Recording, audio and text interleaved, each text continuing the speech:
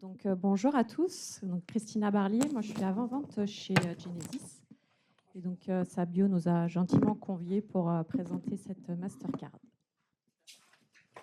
Bonjour à tous, Mélanie Desoulières, je suis la directrice du centre de relations clients du groupe Autosphère, Autosphère Contact.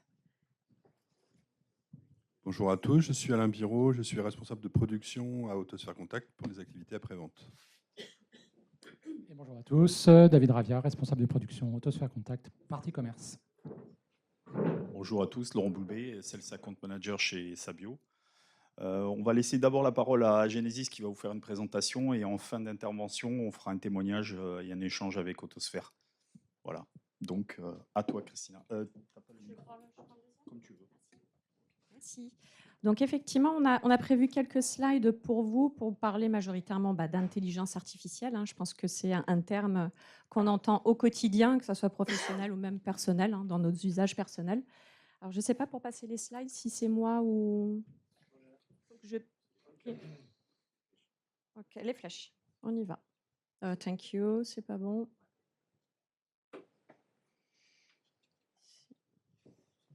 J'ai tout cassé, je crois. Ok. Je prends la souris plutôt, non?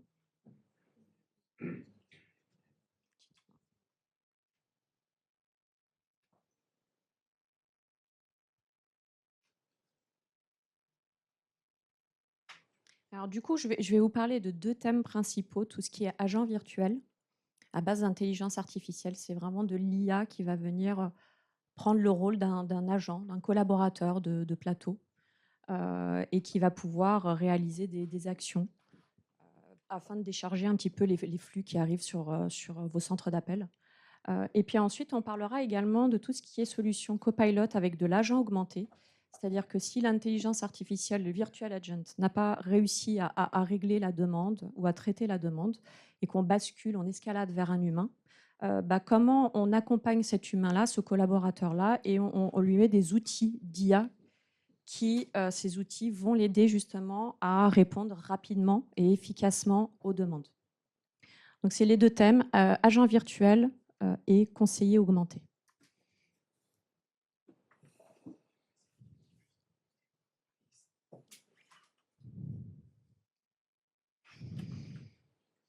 On va y aller doucement. It's okay. This is the first one. Yeah. Donc, juste pour vous donner une vision de là où on en est côté Genesis et aussi en termes de roadmap. Alors, je ne vais pas vous détailler les chiffres qui sont à droite, mais bien évidemment, on pourra vous fournir ces slides. Mais c'est surtout la partie gauche qui est intéressante et les investissements qu'on fait depuis à peu près 2018-2019. Alors, ce qui va nous concerner aujourd'hui, c'est cette partie du milieu, mais on va utiliser de l'intelligence artificielle dans plein d'autres briques qui vont être aussi l'analyse de la conversation, tout ce qui est speech and text analytics, et massivement pouvoir comprendre pourquoi est-ce qu'on vous appelle, quels sont les topics, enfin les sujets de conversation les plus utilisés, l'analyse du sentiment également, de se dire quelles sont les conversations où on a senti que le client était tendu ou qu'il y avait quelque chose de problématique. Donc, on va vraiment injecter cette IA à ces endroits-là. Aujourd'hui, on va parler de tout ce qui est virtual agent, je vous l'ai dit, c'est vraiment un agent, mais virtuel, assisté par de l'IA, et qui va traiter des typologies de demandes. Agent copilote et superviseur copilote, c'est permettre aux collaborateurs, donc soit les agents humains, soit les superviseurs humains, d'être assistés, d'avoir des outils qui vont les alerter ou les assister en temps réel sur la réalisation de certaines réponses, ou encore pour un superviseur copilote, c'est de lui dire là j'entends des conversations qui commencent à être un peu critiques, le client il n'a pas l'air d'être content, je t'alerte, je t'envoie une pop-up et tu peux écouter la conversation ou la visualiser si on est sur du digital. Et bien sûr, alors pour ça, je ne vous rentrerai pas dans ce détail, mais si vous avez besoin de plus d'informations, je serai à côté. On va s'appuyer sur de la technologie d'IA, donc des moteurs de NLU, des moteurs de LLM. On s'appuie vraiment sur les deux, puisqu'à un instant T, il se peut que tel moteur soit plus pertinent pour la langue française sur de la traduction, mais que peut-être tel autre moteur va être plus pertinent sur une autre fonctionnalité. Donc à tout moment, on se donne le droit de revoir justement les modèles sur lesquels on va s'appuyer et utiliser. Et on en teste régulièrement. Avant de mettre en production, bien évidemment, on va tester si on passe d'un modèle à un autre pour voir un peu les bénéfices avant de mettre vraiment en production. Du coup, quand on parle d'AI, d'intelligence artificielle, systématiquement, moi, quand je réponds à des appels d'offres, on va me parler de beaucoup de choses. Il va falloir rassurer nos prospects, voire nos clients. Tout ce qui est sécurité par design, donc tout ce qui est développement, on a vraiment tout un programme pour valider les développements qu'on va réaliser autour de l'intelligence artificielle et s'assurer aussi de la conformité, tout ce qui est réglementation locale et globale, s'assurer que cette IA ne va pas à l'encontre de ces réglementations. Donc c'est vraiment 2 points très importants. La partie contextuelle et time to value. Alors contextuelle, c'est de se dire on est sur de l'IA, mais néanmoins vous avez beaucoup de données sur vos clients qui vous contactent, tout un historique. Donc l'objectif c'est de faire cohabiter ces 2 mondes, ce que vous avez dans votre SI et l'analyse que va faire l'IA. Et donc l'IA ne va pas juste faire de l'analyse d'intention pour savoir pourquoi on vous appelle, mais va s'appuyer également sur les données que vous avez stockées dans votre CRM ou tout autre applicatif pour combiner les 2 et proposer la meilleure réponse. Time to value, on est sur de la technologie cloud. Et donc, finalement, c'est des fonctionnalités que vous pouvez très rapidement activer sur votre organisation Genesys Cloud. Bien évidemment, on ne claque pas des doigts. Souvent, quand on pense du cloud, claquer du doigt, c'est prêt le lendemain. Ce n'est pas vrai. Pour des raisons de sécurité, quand on va faire tourner de l'IA, on va beaucoup s'appuyer sur vos données à vous. On ne va pas aller piocher dans Internet. On va éviter que l'IA délire ou commence à raconter n'importe quoi. Donc, vos sources de données sont importantes. C'est le conseil qu'on vous donne. Souvent, il y a de la donnée un peu partout dans l'entreprise. Essayez de centraliser tout ça, de travailler sur cette donnée-là pour qu'elle soit vraiment la plus pertinente possible. Et l'IA ira piocher dedans. Je vous rassure, à aucun moment, on va utiliser vos données pour entraîner nos modèles. Ça, c'est une question que j'ai systématiquement. C'est vos données à vous que vous stockez dans votre organisation à vous. Et jamais on ira piocher dedans pour enrichir nos modèles. 4 piliers importants, la cohérence et la fiabilité. Bon, on en a parlé un peu. Très important, l'expérience client fluide. Un client vous contacte alors quand je dis le contact, interaction, c'est vocal comme digital, peu importe le canal. Peut-être que vous, d'un point de vue métier, le cas d'usage, c'est de le mettre face à un bot pour l'instant, déjà pour qualifier, pour essayer de comprendre. À tout moment, si on bascule d'un bot vers un humain, il faut que ça soit sans coupure pour vos clients ou vos prospects. Ça soit complètement transparent. Et que du coup, la personne qui récupère, si c'est un humain, ait tout le partage de contexte, tout ce qui aura été dit en amont avec un bot. Respect de l'identité de la marque, ça c'est vraiment s'appuyer sur vos données à vous, s'assurer que l'IA ne va pas délirer et puis dire nous on a un cas d'usage sur une autre technologie où le bot a commencé à dire du mal sur la marque, sur le site web de la marque. Donc une fois de plus, la donnée, on la contrôle, c'est vous qui la contrôlez. Et on fait en sorte vraiment justement de respecter cette identité de marque. Efficacité et mutualisation, c'est les mêmes technologies qu'on utilise, qu'on soit en digital, qu'on soit en vocal, et quelle que soit la population qui va l'utiliser en interne chez vous. Là, c'est une cartographie de fonctionnalités, c'est un peu de la répétition, mais sur toute la partie donc Virtual Agent, Virtual Supervisor, on en a parlé, c'est assister les humains en interne de l'entreprise et mettre... non, je vous dis n'importe quoi, on est à côté. Ici, c'est Virtual Agent, Virtual Supervisor, c'est les agents virtuels qui vont prendre des demandes et qui vont les traiter, voire même avoir des superviseurs virtuels qui vont pouvoir réagir en temps réel. Ça, voilà. On est surtout en termes de roadmap, Virtual Agent qui est déjà sorti, le Virtual Supervisor arrive. Ensuite, ici, on équipe les collaborateurs avec des outils à base d'IA pour permettre à un agent de savoir quelle est la meilleure réponse à un instant T en fonction de l'analyse en temps réel de l'intention ou du sujet. Le superviseur, je vous ai donné les exemples d'alerte en temps réel. Là, on a une conversation un peu tendue, on va le pousser à un superviseur qui va pouvoir faire de la double écoute, par exemple. Admin Copilot, ça va être pouvoir se dire même un administrateur de la plateforme va demander à l'IA de créer automatiquement de A à Z un bot. Donc ça permet vraiment de générer rapidement du contenu. Quoi qu'il arrive, très important, toujours connecté à vos plateformes en interne et à vos outils en interne. Ça, c'est vraiment la contextualisation, savoir qui nous contacte et potentiellement lui proposer même un parcours personnalisé en fonction de son actualité, en fonction de son contexte. Et ici, c'est tout ce qui va partir autour de l'optimisation. Donc c'est plutôt notre brique WEM, Workforce Management, où on va pouvoir faire du speech and text analytics, j'en parlais. C'est massivement de savoir quels sont les sujets de conversation, pourquoi j'ai des phénomènes de multi-appelants, tout ça, les analyses de sentiments, tout ce qui est forecasting avec les plannings également, des prévisions. On a des algorithmes basés sur de l'IA qui vont pouvoir optimiser ces forecasts. Le predictive routing, c'est du routage sur de l'intelligence artificielle. C'est aussi des briques qu'on propose. Et le journey management, là, c'est plutôt tout un parcours, toute la cartographie des flux. Nos clients passent par quelle branche, etc. Ça également, c'est une brique qu'on va proposer. Je vais accélérer parce qu'on me fait signe d'accélérer. Alors ça, je vous l'ai déjà dit. D'un point de vue expérience conversationnelle, une intégration complètement transparente. Le parcours du client, elle est très fluide et on passe de l'un à l'autre. On peut passer d'un bot vers un humain. L'humain peut retransférer vers un bot, peu importe pour le client. Pour lui, c'est transparent. La scalabilité, vous n'avez pas à vous inquiéter sur le nombre de flux que ça va générer ou des augmentations de flux du jour au lendemain parce qu'on est sur du cloud. Facilité d'utilisation, elle est disponible sur votre organisation. À vous de l'activer si vous voulez utiliser cette IA. Et bien évidemment, vous implémentez les cas d'usage que vous voulez déployer. Des conversations personnalisées très importantes en fonction du contexte des clients. Alors là, on vous a mis juste quelques exemples de cas d'usage typiques de ce que pourrait faire un virtual agent, donc un agent bot, on va dire. Ça peut être du pur informatif, c'est-à-dire c'est répondre à des questions en fonction de ce qu'on connaît du dossier du client, par exemple. On va chercher dans le SI, on le restitue. Le statut sur une commande, une réclamation, ça c'est pareil. On va aller chercher le dossier dans votre SI et on donne l'information. Du transactionnel, là c'est vraiment créer une tâche. Alors moi je donne souvent l'exemple du sinistre automobile. Je travaille beaucoup avec l'assureur. Le bot pose déjà plein de questions. Quel type de sinistre, la date, est-ce que ça a impacté des gens, etc. Il récupère tout ça et il va aller créer un case, une activité, une tâche dans le CRM en question. Donc là, on est vraiment dans du transactionnel, c'est-à-dire que l'humain n'a rien fait. C'est l'IA qui va automatiquement pré-mâcher ce travail-là. Et une fois qu'on est face à un humain, il a déjà tout le dossier qui aura été construit.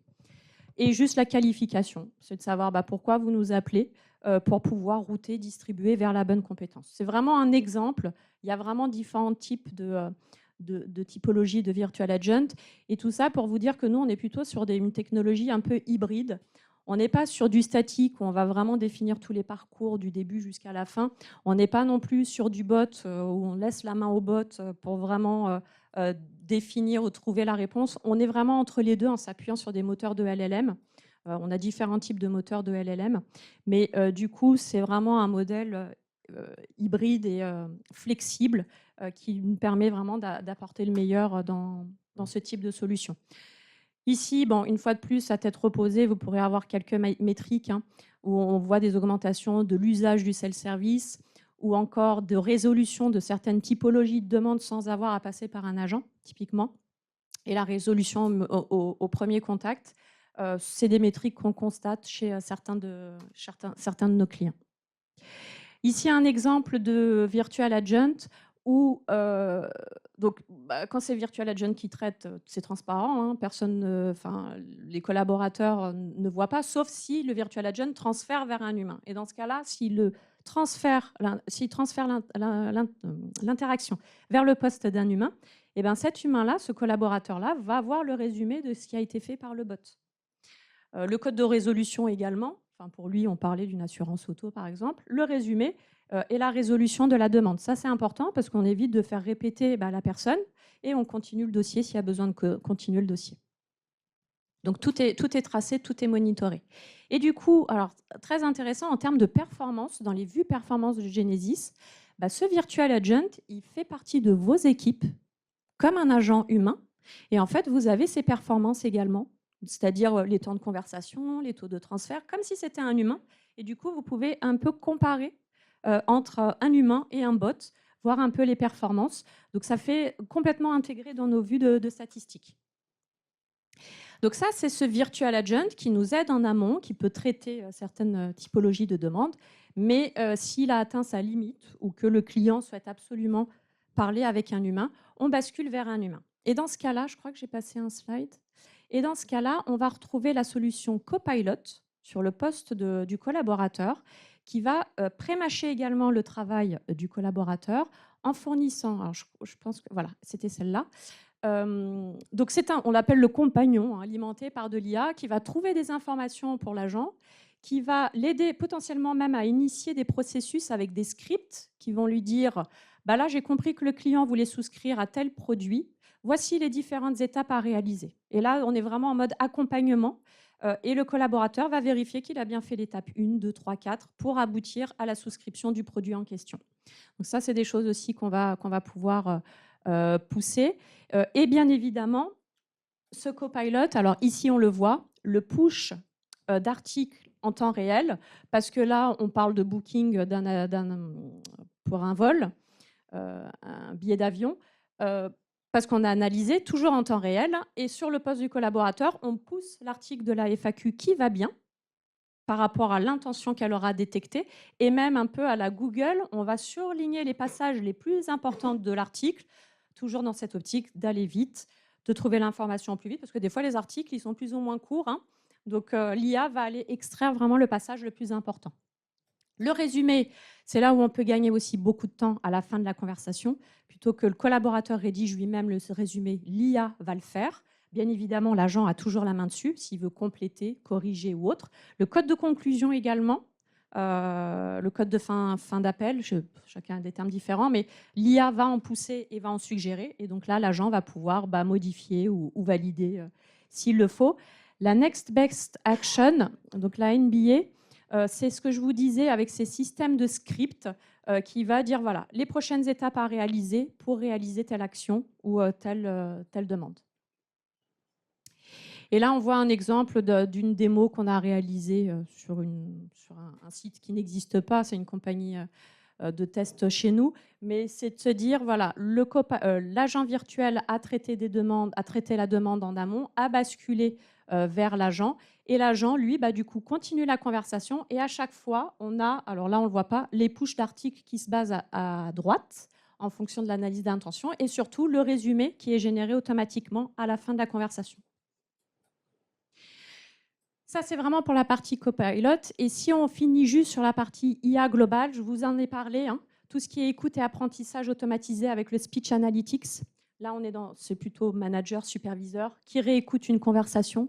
Il a tout le transcript en dessous. Là, vous voyez des petites bullet points avec les sujets à droite, l'analyse des sentiments. Donc, tout ce qui est speech and text analytics et l'analyse également en temps réel je vous parlais de copilot superviseur, des sujets en cours et potentiellement sur certaines émotions, analyse de sentiments. Tout le monde est en train de me faire signe que je dois aller vite et je ne trouve plus mes mots. Donc, juste pour comparer, on finit là, on est sur la fin. Tout ce qui est agent, virtual agent, donc pouvoir interagir en premier contact avec les clients, les prospects. Utiliser l'IA, bien sûr, pour bien analyser l'intention, pouvoir même parler plusieurs langues. Hein. L'IA est très forte là-dedans, dans la traduction aussi.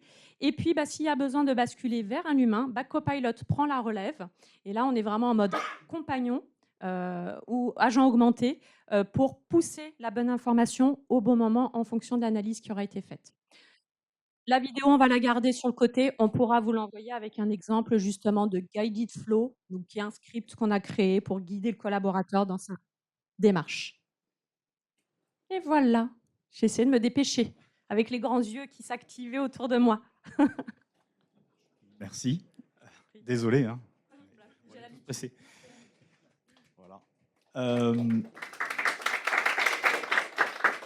Donc nous avons la chance d'accueillir un client partenaire depuis pas mal d'années maintenant, qui est le client Autosphère. Donc je vais demander à Mélanie de nous expliquer qui est Autosphère et quelle est votre activité. Donc rebonjour.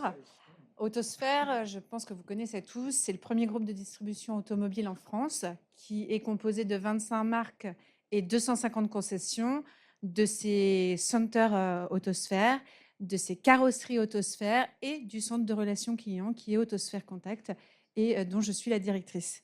Autosphère Contact, on est basé au Futuroscope. À date, nous avons 90 conseillers spécialisés et formés exclusivement dans les marques automobiles. Et aujourd'hui, on peut dire que ça allie l'expertise humaine et l'expérience, l'innovation technologique.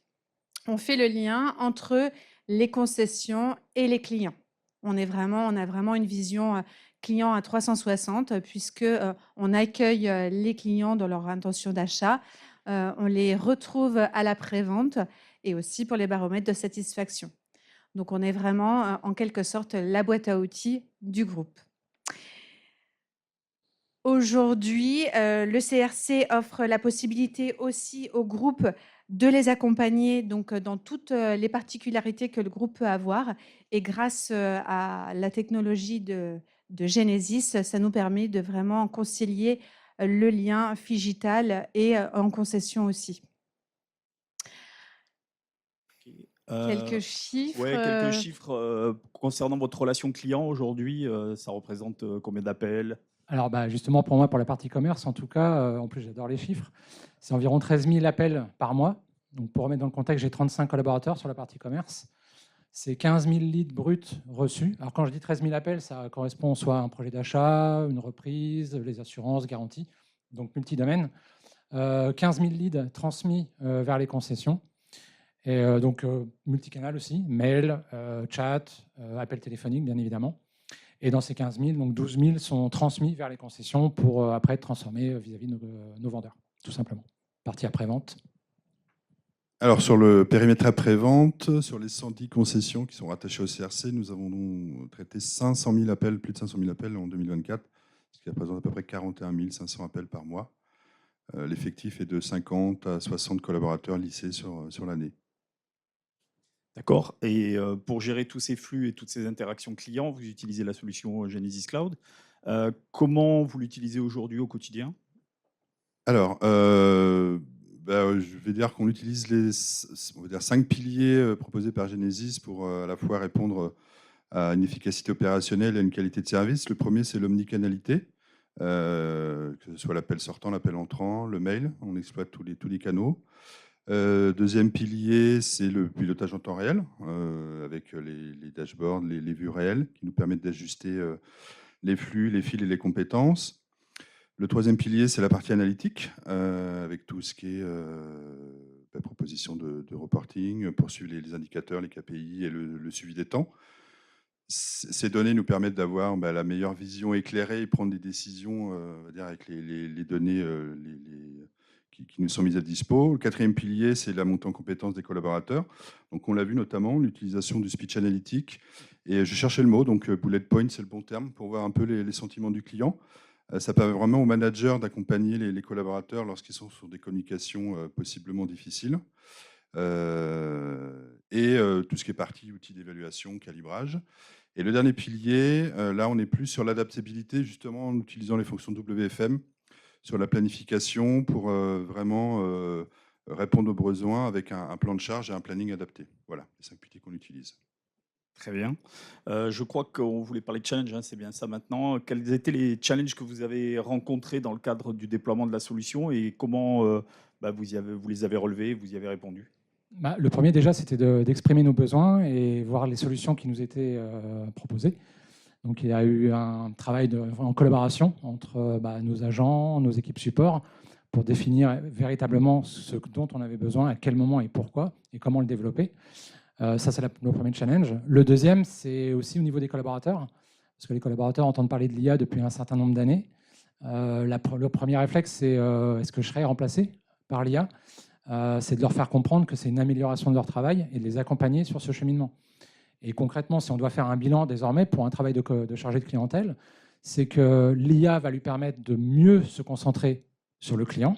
Donc déjà, avoir un engagement de sa part qui va être plus précis, puisque concrètement, la majorité des gens qui viennent travailler chez nous, c'est parce qu'ils recherchent un contact client.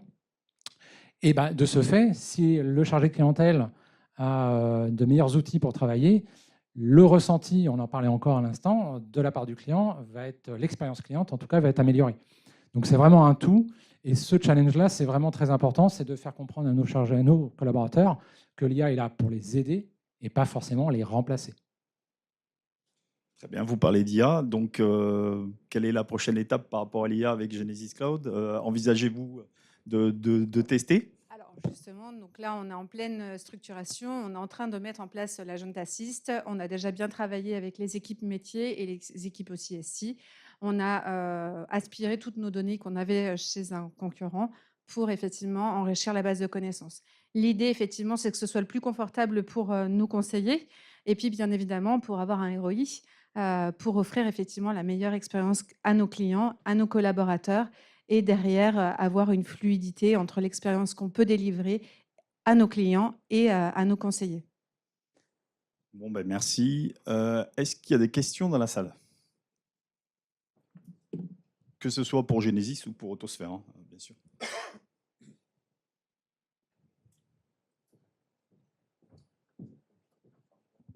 J'ai pas compris, vous avez dit que vous avez aspiré toutes les données d'un autre client? Non, on a aspiré alors effectivement, on a aspiré toutes les données qu'on avait dans notre base client, Dans votre qui est base. chez un concurrent effectivement de Genesis. Mais aujourd'hui, comme vous le savez, avec la licence CX3, on a la possibilité d'avoir la base de connaissances qui est inclus dedans. Donc, on aurait eu tort de ne pas le faire. Aujourd'hui, en plus, avec l'agent Assist, ça va permettre, au fil de la conversation entre le client et notre conseiller, de remonter les articles que nos conseillers auraient besoin. Donc, ainsi, avoir une donnée plus fiable et gagner du temps et donc avoir un ROI. C'est plus clair? Et gagner effectivement en temps de montée en compétences.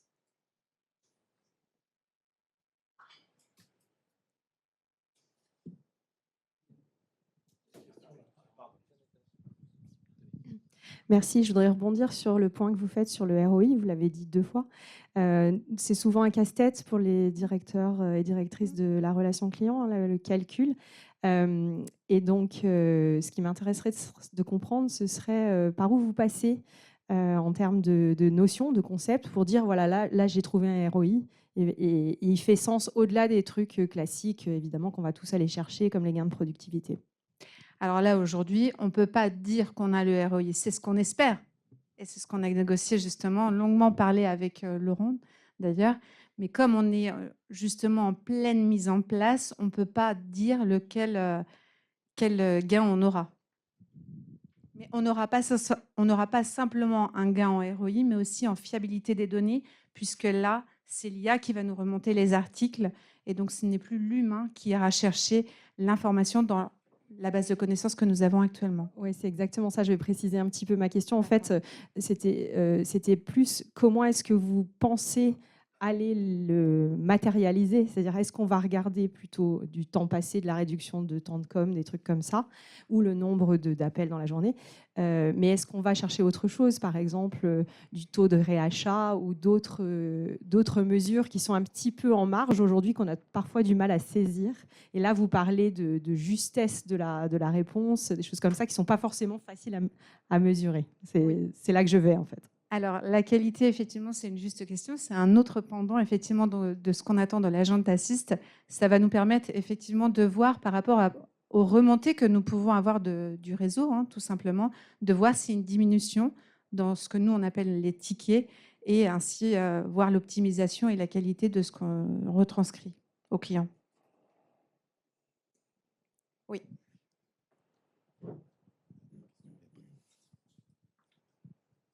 Merci pour la présentation. Justement, en termes de KPI pour les collaborateurs, est-ce que vous allez changer des KPI? Je pense à des notions de réitération. Est-ce que c'est des choses que vous avez pu déjà mesurer? Est-ce que les clients rappellent moins dans la journée ou et en conduite du changement Alors, aussi, oui, globalement? c'est un peu tôt, puisque comme je le précisais, on est en pleine mise en place là, hein, de l'agent Assist. Donc, à aujourd'hui, on n'est pas en mesure de dire si effectivement on a moins de réitération ou pas. Mais c'est l'objectif, effectivement. Et c'est pas encore opérationnel dans Non. les équipes, c'est ça? Non, D'accord. du tout. C'est un peu en projet. Et on aura après une phase pilote, effectivement, dans chaque équipe. Ok. Le flux fait que c'est pas fort. Pardon. Le flux actuellement au niveau automobile est très fluctuant. Donc c'est vrai que lorsqu'on fait un changement, il ne faut pas aller trop vite dans l'analyse des données en se disant ok, j'ai eu un surplus de demande qui n'est pas forcément lié au changement du moment. Donc il faut prendre du recul, voir toujours en version macro pour éviter de faire trop vite une analyse. Donc on prend un peu de temps. Alors, moi, ce que je peux apporter, c'est un retour à chaud sur l'expérience utilisateur, notamment sur l'agent Assist. Le gain de DMT, je ne vois pas encore, on est encore en phase d'apprentissage de l'outil, donc pas assez de recul. Mais le confort utilisateur est vraiment palpable. Le retour d'expérience des collaborateurs est plutôt bon en termes justement de données d'informations qui remontent à transférer au client du coup plus concentré pour être avec le client plutôt que sur ces outils. Ça, c'est un premier retour concret que je peux faire sur le confort utilisateur. Ce qui permet de se projeter sur confort utilisateur, fidélisation des collaborateurs et puis reconnaissance, voilà, tout ce qui permet le bien-être de nos collaborateurs qui reste très important.